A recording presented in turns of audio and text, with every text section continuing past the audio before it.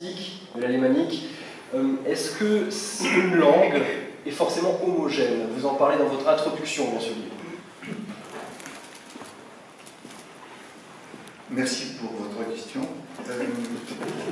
Et bonjour à tout le monde. Une langue, fondamentalement, a plusieurs facettes, et les langues telles que nous les parlons sont précisément tout sauf homogènes. Elles sont, hétérogènes, elles sont diverses, nous les parlons différemment selon nos situations dans lesquelles nous les utilisons, nous les parlons différemment selon les endroits avec qui nous parlons, avec les personnes avec qui nous parlons, les sujets dont nous parlons, etc. Et bien entendu, les parlers oraux, les langues orales n'échappent pas à cette règle. Et maintenant, je pense que votre question porte davantage sur les parlers dialectaux et le fait qu'il y ait deux familles dialectales, qui est, on va dire, pour faire dire les choses simplement, c'est une espèce d'invention des dialectologues qui ont imaginé que peut-être, comme les historiens, les archéologues et siècles derniers, que probablement cela correspondait à peu près à l'espace où vivaient, où se sont rendus les Francs et les Allemands. Donc ça ne correspond plus ces bassins linguistiques, ou est-ce qu'ils ont évolué dans le temps? Alors, il y a aussi une évolution dans le temps, et surtout dans nos représentations d'aujourd'hui, très fréquemment, les frontières politiques sont aussi des font qu'on s'arrête un peu à nos deux espaces. L'alémanique ne s'arrête pas au Rhin, ne s'arrête pas non plus ensuite au sud uniquement à Bâle, mais va bien au-delà, notamment vers l'est, et le francique va bien au-delà, vers le nord, vers l'ouest. Alors, dans quelle mesure, finalement, en laissant passer quelques siècles, dans quelle mesure les conquêtes du Royaume de France, au XVIIe, et les conquêtes du Second Reich ont fait évoluer la langue alsacienne dans sa globalité, Dominique? Alors, ça dépend. Enfin, il y a au moins une facette, disons, plutôt linguistique, de voir si effectivement il y a des porosités, des passages d'une langue à une autre. C'est un aspect, et bien entendu, et très tôt, mais ça n'est pas spécifique à l'Alsace, mais très tôt, il y a une porosité entre le monde roman et le monde germanique, et nous sommes juste au bord aussi, et le fait qu'au XVIIe siècle, l'Alsace est devenue française, fait sans doute qu'il y a une porosité plus importante, et que le français va avoir plus d'influence dans les parlers, mais c'est surtout au XVIIe siècle que les choses se sont passées. Ça va être par le biais des soldats, par le biais également de la mode, par le biais des domestiques, etc. Mais au fond, c'est le XVIIIe siècle, c'est un siècle français de toute façon. Et c'est tout le sud-ouest germanophone qui va être touché par ces éléments linguistiques. Pour le Deuxième Reich, ça va être un peu différent. C'est les périodes impériales entre 1870 et 1918. Là aussi, les nouveautés qui vont venir, la modernité, les usages vont faire qu'il y a aussi des influences, bien sûr, de la langue standard, la langue commune d'abord, et la langue standard allemande ensuite. C'est la partie linguistique. Mais il y a bien sûr d'autres choses qui sont encore présentes. Et vous avez des exemples de cette porosité avec des mots français qui sont tombés dans l'alsacien ou du mot allemand qui sont arrivés? Nous les disons tous les jours. Bonjour, au revoir. Merci. Pobli. Etc. Donc c'est bottom, mom. Bien sûr, tous ces termes de civilité, salutation, même d'une série d'autres éléments qui sont du français, ne sont pas nécessairement propres. C'est tout le sud-ouest et nous partageons cela souvent avec nos voisins suisses, nos voisins badois. Donc voilà, toute une série de choses, mais aussi Bresseire, par exemple, une Bresseire, si vous dites ça en allemand, ça va être curieux, c'est bien entendu, mais c'est comme ça, Orbetir, etc. D'autres choses qui sont présentes, et puis des choses un peu moins, peut-être un peu moins allongées, un peu plus grossières. Dans votre somme de plus de 600 pages, il y a une très grande partie qui est vouée à l'histoire de cette langue. On repart de très très loin, on part de l'Antiquité, et on arrive aussi à ce moment où des gouvernements vont pousser à l'utilisation de la langue étatique française ou allemande. Seulement, le déclin en termes de nombre de locuteurs alsaciens ne se fait sentir que pendant les années 60, 70, 80. Alors pourquoi est-ce qu'on a un tel délai entre ces volontés étatiques et le déclin de l'alsacien, Dominique Luc? Alors, les États, en quelque sorte, les États ont, bien sûr, ont parfois des volontés, c'est vrai, mais ils n'ont pas les mêmes volontés. L'État monarchique n'a pas vraiment de volonté linguistique, il a surtout une volonté religieuse. L'État monarchique français, l'État révolutionnaire, lui, va avoir une idée notamment, cette fois-ci, il va théoriser en quelque sorte le lien entre la langue et la nation, il va théoriser le lien entre la langue et le politique, la langue et l'idéologie, il va théoriser d'une certaine façon la langue, les sentiments patriotiques et les sentiments politiques. Là, la question, c'est différent. À savoir, effectivement, on va mettre un lien entre le fait d'utiliser ou non la langue nationale et ou de préférer, aux yeux des révolutionnaires, une autre langue. Ça sera une espèce de matrice, une première matrice qui fait qu'il y a un lien entre le politique, un lien fort entre le politique idéologique et la question des langues. Et c'est la Révolution qui va mettre également en place une vraie politique de la langue, comme le rappellent d'autres chercheurs.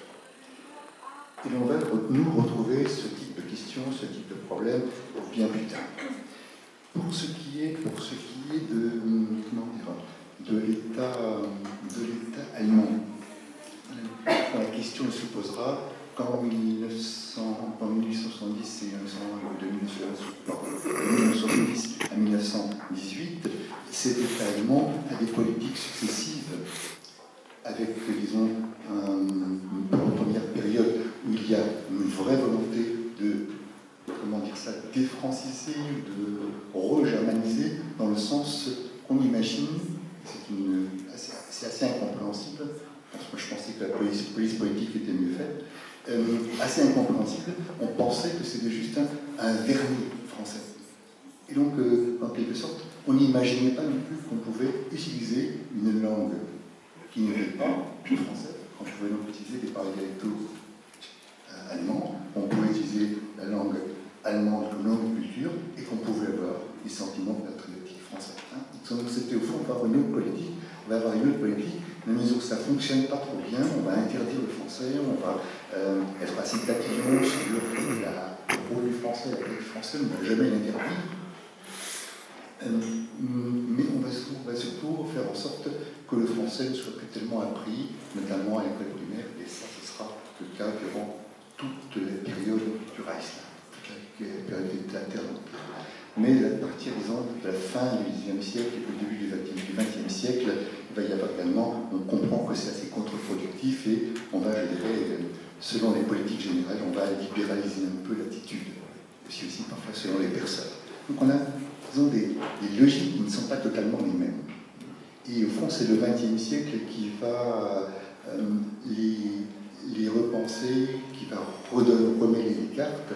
Dans le premier temps, en 1918, il y a un profond malentendu entre la France et l'Alsace, à la mesure où la France imagine sans doute un retour à l'Alsace, de l'Alsace, qui serait, comme on dit parfois, on a ouvert une parenthèse en 1870, on la ferme en 1918, et on a l'impression que l'Alsace, on la retrouvera comme on l'a perdu, si je puis dire, en 1870. Or, c'est peut-être autre chose qui va se passer, 50 ans passés. Justement, on va retourner au XXe siècle d'ici quelques minutes. J'ai une question. Vous avez parlé de la place du français, très importante en Alsace. On connaît tous ce dicton, c'est chic de parler français, n'est-ce pas? Mais si fin 18e, 19e, le français c'est la langue de la réussite sociale, qu'est-ce que c'est l'alsacien pour les Alsaciens? Au XVIIIe siècle. 18e, 19e siècle. Comment l'alsacien perçoit sa propre langue? Ça veut dire, je trouve.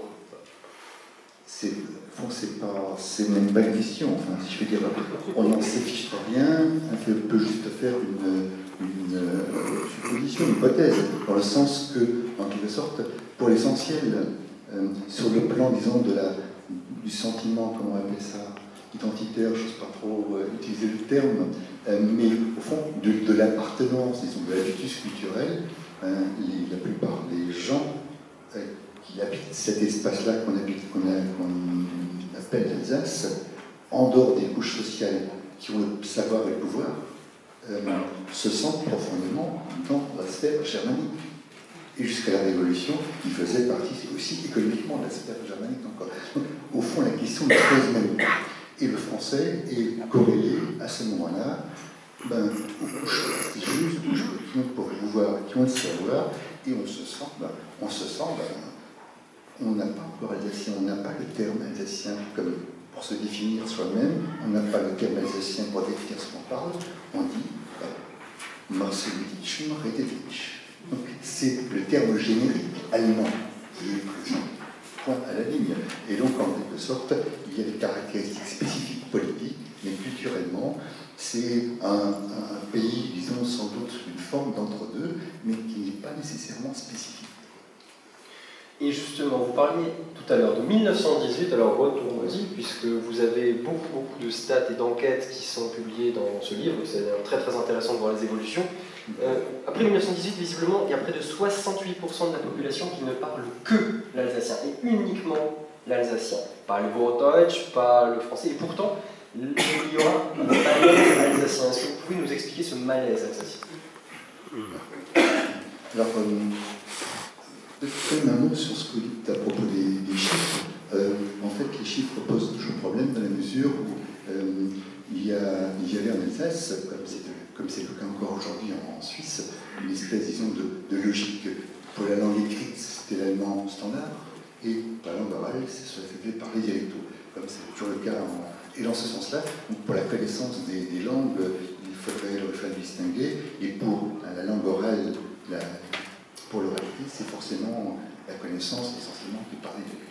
Maintenant, pour la question de ce malaise alsacien, c'est multifactoriel, comme ça l'ai déjà dit tout à l'heure. Donc c'est un malentendu fondamental. Pour les historiens risquent de ne pas être d'accord avec moi, mais ils le diront. Au fond, c'est peut-être le malentendu aussi. C'est que probablement l'Alsace avait imaginé que ce que l'Empire allemand n'avait pas totalement donné, à savoir une forme d'autonomie politique, la France allait le faire, et ce qui est bien sûr impossible, dans la mesure où ce n'est pas du tout dans la tradition politique de la France. Donc il y a disons des représentations du côté de l'Alsace, des représentations du côté de la France, qui sont des représentations incompatibles, politiquement incompatibles. Ce qui fait que ça ne peut déboucher que sur un conflit. Malaise en quoi? Sur le plan, je dirais, d'abord de l'autonomie politique, ou encore ils ont les droits politiques. Deuxièmement, les questions qui concernent les langues, une forte présence, presque une demande, presque pas tous les partis, mais une partie non négligeable des partis va demander quelque chose qui ressemble à une forme de co-officialité de l'allemand. La France ne comprend même pas la demande, dans la mesure où c'est une question quand même qui ne se pose pas du tout. Troisièmement, les questions, vous vous souvenez, la séparation de l'Église et de l'État, de l'État 1905-1900 en France a eu lieu. Cette question